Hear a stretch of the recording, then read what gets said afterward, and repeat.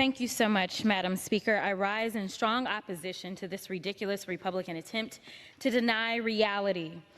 You know, I must first start off by making sure that I can respond to some things that were just said.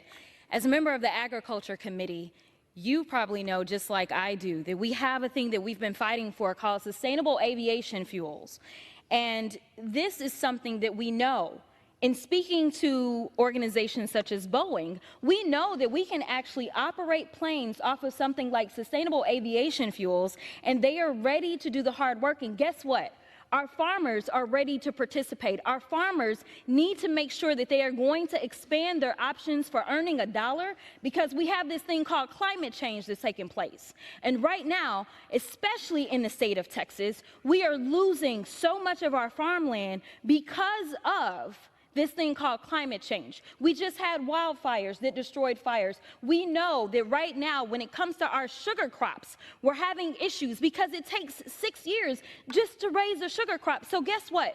We've got to be creative. And honestly, if we would allow the Republicans to continue to decide on what we are going to do when it relates to energy, well, by gosh darn it, I think we'd still be in horse and buggy, because it seems like advancements in technology are not what we're looking for. No one is saying that it's either or. What we're saying is that we need to make progress instead of being regressive. And so under this current administration, we know that we have a record amount of oil that is being produced, but that doesn't mean that we can't also be smart about our energy and move forward. So let me get to my prepared remarks.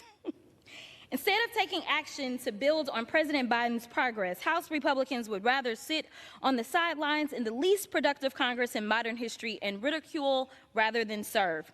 In this resolution, Republicans ridicule the president's energy supply chain policy, but while Republicans ridicule Biden brings results.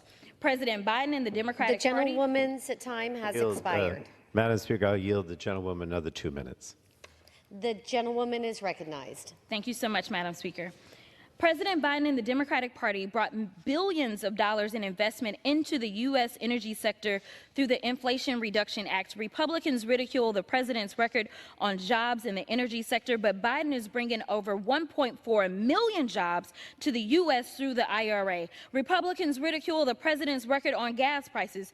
These are the same Republicans, by the way, who are refusing to lift a finger to get critical aid to Ukraine, which would lower gas prices even more. Nevertheless, despite Republican inaction by sharing intelligence and training with the Ukrainians, Biden broke the blockade, lowering Americans' gas prices. Republicans ridicule the president's record on home energy affordability, but Biden brought billions of dollars to help families in need to pay their energy bills in each and every one of our districts through the LEHEP program, which Republicans refuse to fully fund. The fact is, we know what Republicans want to do with our energy sector.